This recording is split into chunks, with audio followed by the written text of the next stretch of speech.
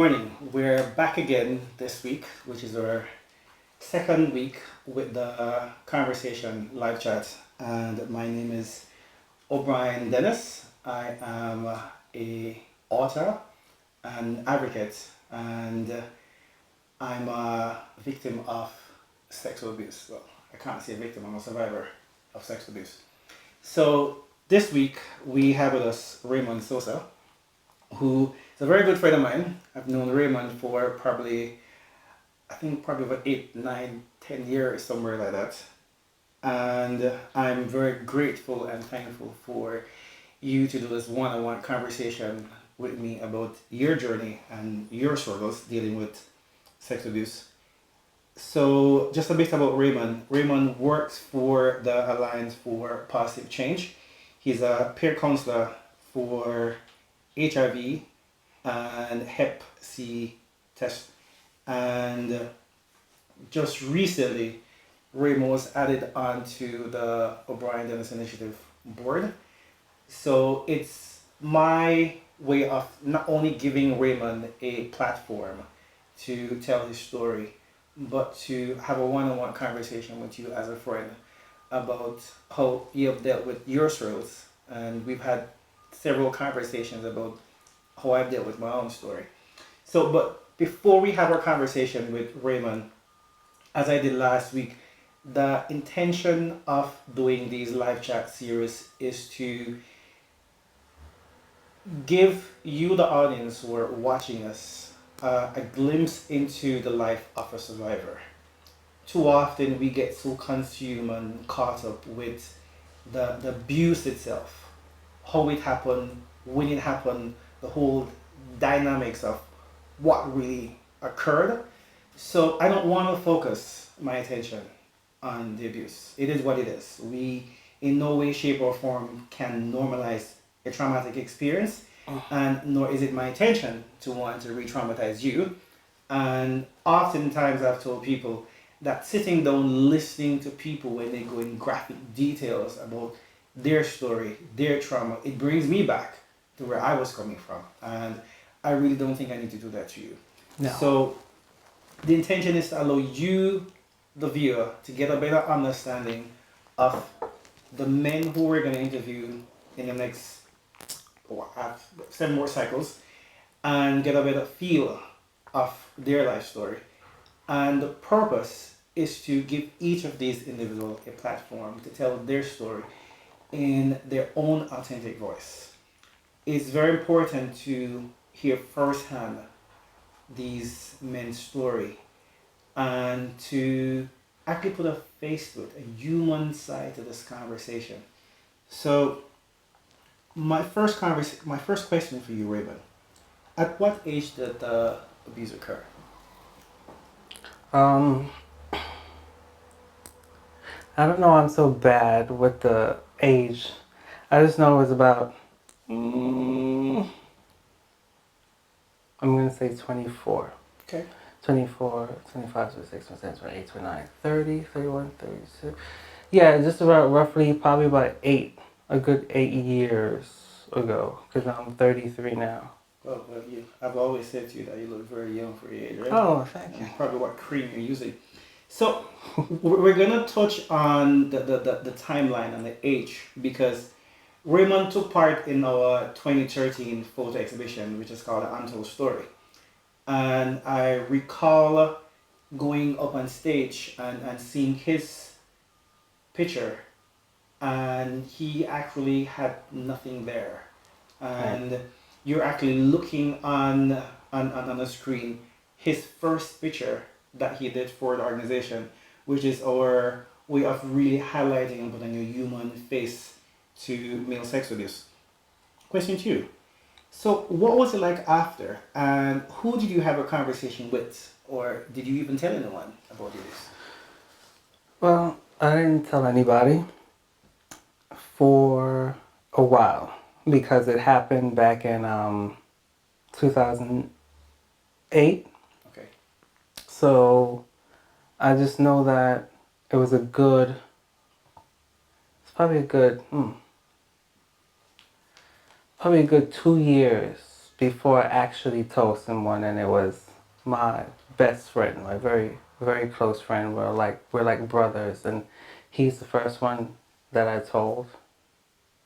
So I, I don't want to actually tell the story on your behalf, but based on conversation we've had over the years, I recall you telling me that it was a date rape, basically. Am I correct? Not the drug. Not the drug, but you actually had gone out with someone, and in the Yeah, process of hanging out, the date was over, the hanging out was over, and your place or his place, but it was during that whole process something occurred. yeah. It was in that process. Okay, It was good. yeah. So the one thing I've often told you that I really admire the most about you, and that is your level of openness and candidness in actually telling your story. And most people our age, but we're not that far in age, tend to be very, very timid, shy, have this sense of shame, guilt, or embarrassment in wanting to be this open and candid about our story. So you have been very open about your status. What is it like knowing that you were infected with HIV as a result of your rape?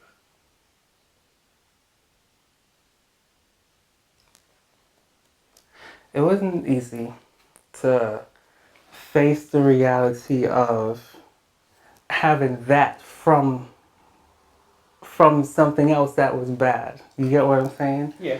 Um, so I always go to my doctor's office, like to get my checkup every 6 months. This time when I actually went to my doctor's office, like I knew something wasn't right. It was like I kind of knew, and they asked me, Mm-hmm. and I said, "Yeah, I'll probably have it."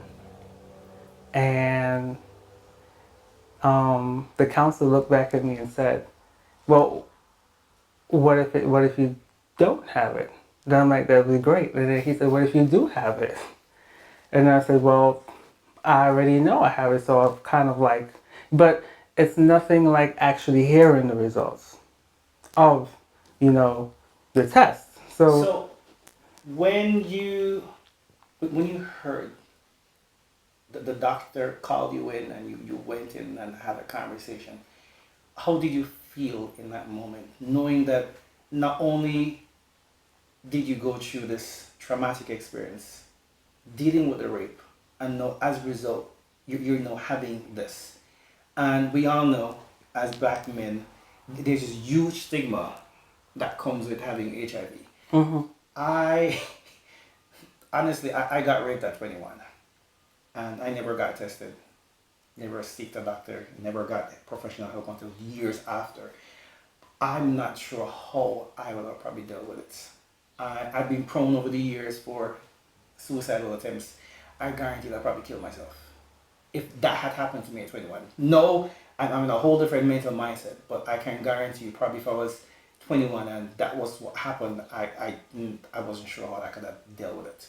So Yeah. I really, really admire you for being so open and so candid in your story. And it is very important for us to understand that outside of the stigma that comes with HIV, it doesn't have a look. There's, because I remember as a kid growing up in Jamaica and coming to the US, I was often of the view that you must have a specific look. And I Yeah. could stay on the outside and say that you have it. But as always, thank you so much for being very open and honest about that part. Oh yeah. In terms of the trauma, and I said earlier on, there's no way that we can even attempt or try to normalize our trauma. So I'm going to use me as reference. I drank my pain away. And by the time I got to 24, my liver was completely destroyed.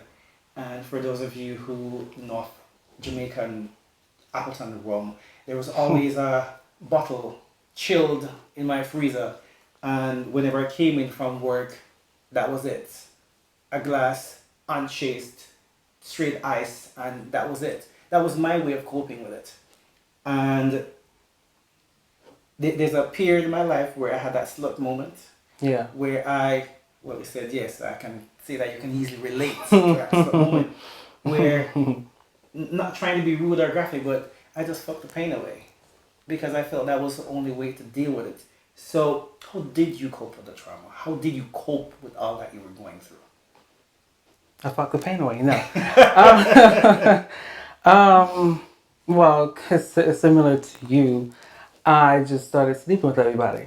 Just anybody who I could get my hands on, because I figured, okay, now it's over, it's done. So I done got raped, and now I done got HIV from it. Oh, well, I'm about to go out, so let me just sleep with as much people as I can before I go out. Alright. So, I know there's gonna be quite a number of people are saying crazy, right? Yeah, He has HIV. He's dealing with the trauma, and yes, there are people who are sympathizing and giving you empathy right now. But were you thinking about your safety, your well-being? Were you thinking about your partner's safety or well-being, or is it a point where you just didn't care? yeah, I didn't care, but it literally lasted for a week. Oh, It literally lasted for just a week. Like I remember, it was like seven. It was like 7 days, okay. and it was just 7 days of, and like it kind of like something like woke me up. Like maybe on the sixth day, and I was just like, well, I can't do this anymore. I don't know too much. I don't know anything really about HIV, Okay. but I just knew that it wasn't right. I wasn't feeling right, and somewhere deep down inside, I knew it wasn't going to be good for me or anybody else. Well, you know what? I'm gonna applaud you for having the strength to just do it for a week because I did my stuff period for years, and I drank for years. But it's good that you were able to actually catch yourself in that moment and realize that you had to do something else. Was there anything definitive that you did to really cope with it? Yeah. Um, After the, you know, the week period Mm-hmm. of doing that, I just kind of sat down and said, you know what, I have to find a way to deal with it. So I kind of just like kind of went about my life. I didn't really think about it. So I kind of like pushed it aside.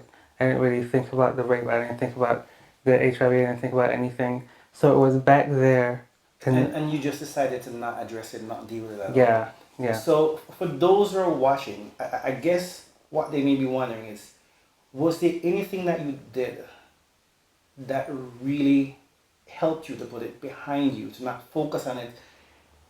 And it doesn't have to be something negative. yeah, I've been writing for quite a while, as you do know. And I've used my writing as a means of therapy. And you've been to my house on more than one occasions, and my new big hobby for the past, I think, 8 9 years is gardening. And oh, and I need to yes, point out the flowers bouquet that we have here are they're all real from my garden. yeah, They're blooming.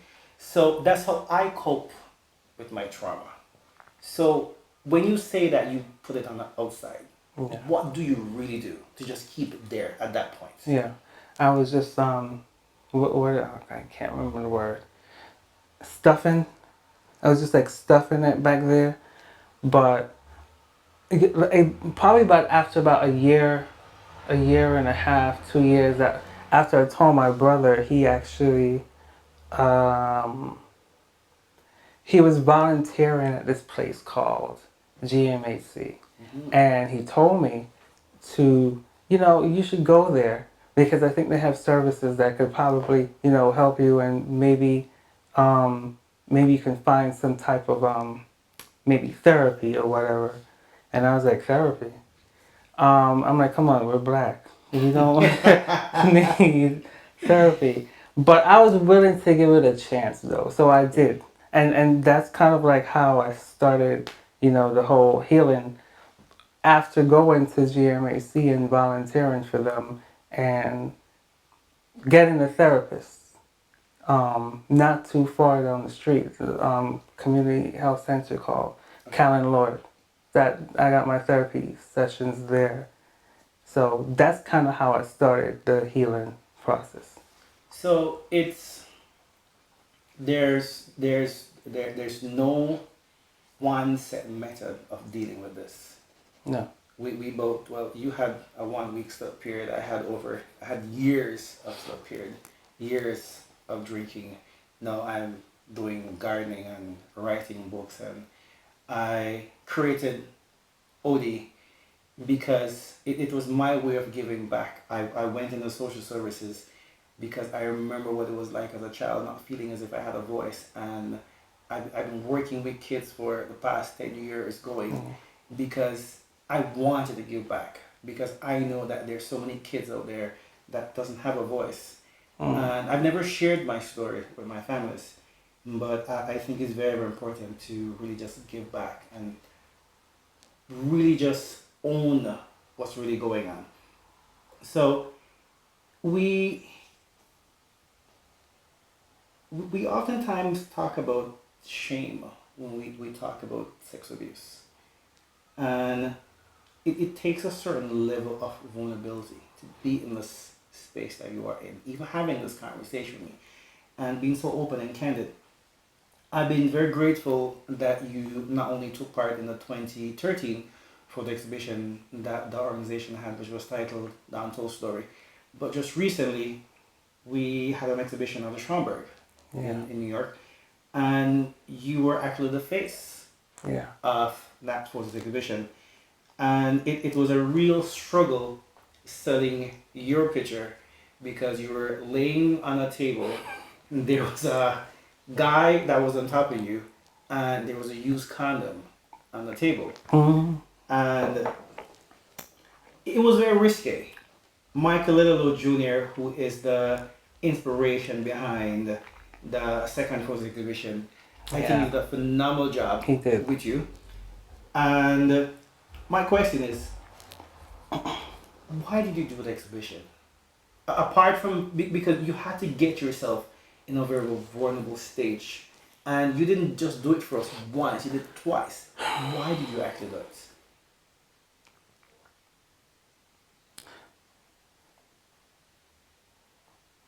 I did it because I started it back in 2013 when you had asked me to be a part of it. Why? When cause I remember when I came to you at first, you had some reservations. Like Yeah, I did. everybody would have asked, saying, Yeah. "Are you really serious? You really want me to put my picture on the outside?" So really, when you did it in 2013 for the first time, what was the motivating factor? Why did you say yes because we're friends? I said yes because we were friends. I did say yes because we were friends. Okay. But as time went on, you had the conversation. I was like, okay, well, this is very important to Brian, and I do realize the importance of it. And this is kind of like what I do Okay. also. So I figured, okay, well, let me just do the second one too. And it's kind of like, me being open and being honest about where I was compared to how I am now. So I figured if I can do another photo shoot and get my photo out there, it may just impact somebody's It life. did. It did. I can really, really honestly tell you that on the night of the exhibition, you were also part of the panel, and Yeah. the feedback that we got was just tremendous, honestly. So, what does vulnerability looks like for you? It's not caring. It's really not caring. Like I got to a point where after a while I was like, well, if I'm going to be in this line of work and I'm going to help other people, I can't hide from who I am. I have to be open with people. People have to be, what's the word I'm looking for? People have to kind of have, I like people to relate. I like to be relatable to people. Like now I'm just not only helping you, I'm helping you because I know the struggle, because I've been where you are. Um, and I just kind of like to remind people that no matter how bad the circumstances are right now, if you're newly diagnosed or not, or maybe you just recently trying to get over weight, it's going to get better, but you need help. And I kind of feel like I can provide that help for a lot of people, and I have. You know, the one thing I actually got from that response is vulnerability actually means living in your truth and standing in your truth. So, what role did your family play in your healing process? None. Well, I'm I relieved that because I can easily relate to that part. It took a while yeah. for my family to even come to grips what I was going through. So, if you had an opportunity to speak to your younger self, what would you say? Young Raymond in that point, 8 years ago, in that moment when you went on that date and everything happened, what would you say to young Raymond? Child, don't do it. No. Um, I I think I would have said to. That's a very yeah. That's a good question. I really think I would have said, "Don't go because it's too far." Okay. That's what I would have said. Don't go because it's too far. Because I remember I was really trying to find the location. It was in Brooklyn, and at the time I wasn't familiar with Brooklyn. I didn't really travel around like that, and I live all the way in the Bronx. So I'm like, yeah, how am I gonna get here? And at one point in time, I said I wasn't gonna go, but I said, you know what? I told him I was gonna come. So I would have said to myself, don't rack your brain, don't go. You know, I I'm really happy you said that. We, every single person, and I've told you this on so many occasions that we've had conversation, that I'm a firm believer that we all have a calling. When I met you years ago, we never shared our stories. You didn't know mine, I didn't know yours. And it was years after. I'm not sure exactly what happened, but I know I kept telling you about my story and my narrative. And they're signs, honestly. Yeah. And it's just important for us to be more intuitive to what's going on in our surroundings because there are times we see danger coming and because we get so curious and caught up in that moment and just want to please us, Mm. we just say, we're just going to go and just deal with it for whatever it is. So my final question, because we're wrapping up, there is someone watching right now and they're trying to figure how can they deal with it. So my question for you is, after all these years, what message would you give to a young man who has gone through what you've gone through, but haven't gotten the courage to really own their truth, living their truth, or even gone out to seek help? What advice could you give to that person?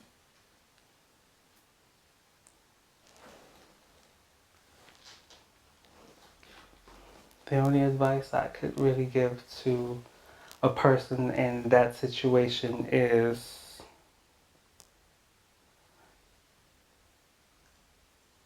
life is not fair, and sometimes you're going to have to do it by yourself. Mm-hmm. Like sometimes you have to do it by yourself because there's going to be no one else there to support you and be there for you and have your back. Um, like you will. And it may not seem like that right now, but if you take care of you and you go out